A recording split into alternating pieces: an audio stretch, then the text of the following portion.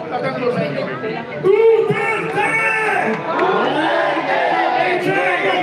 Duterte!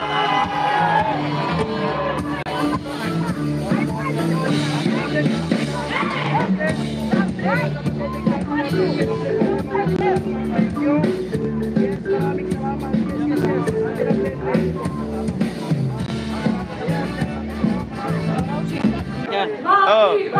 Wag matakot!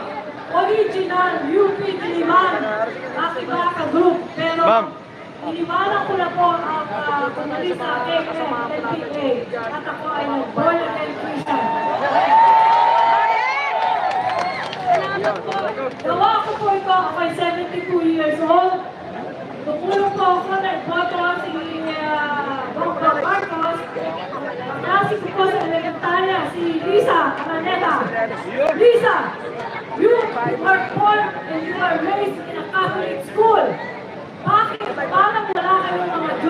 ngayon.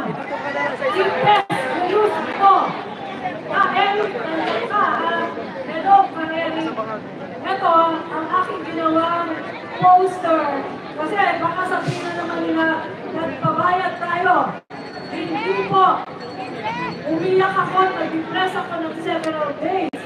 Kaya hindi kami nakapag-Bible study.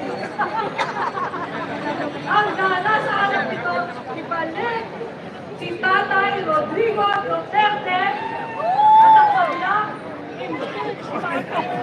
Okay yan. Okay. Duterte! Dito naman partner meron tayo mga kapatid na galing sa Cebu.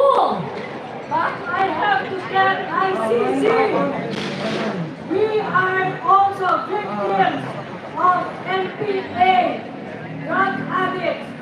It's not a one-way victim of drugs. Okay? Hindi lang EJK.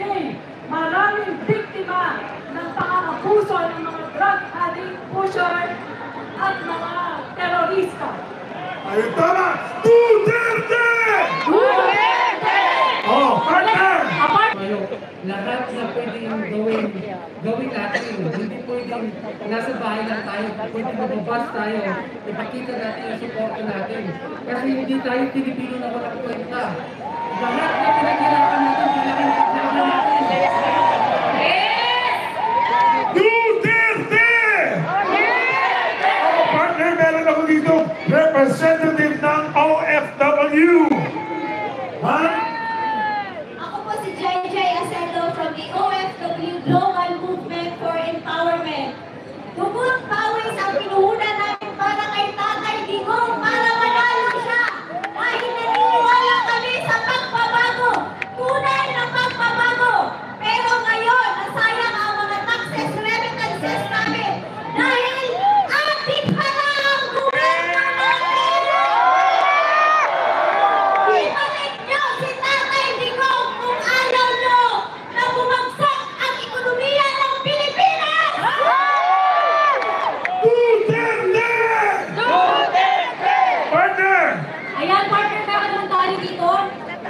Hi, you can call me Mr. from Taga Wakanda, Africa yan.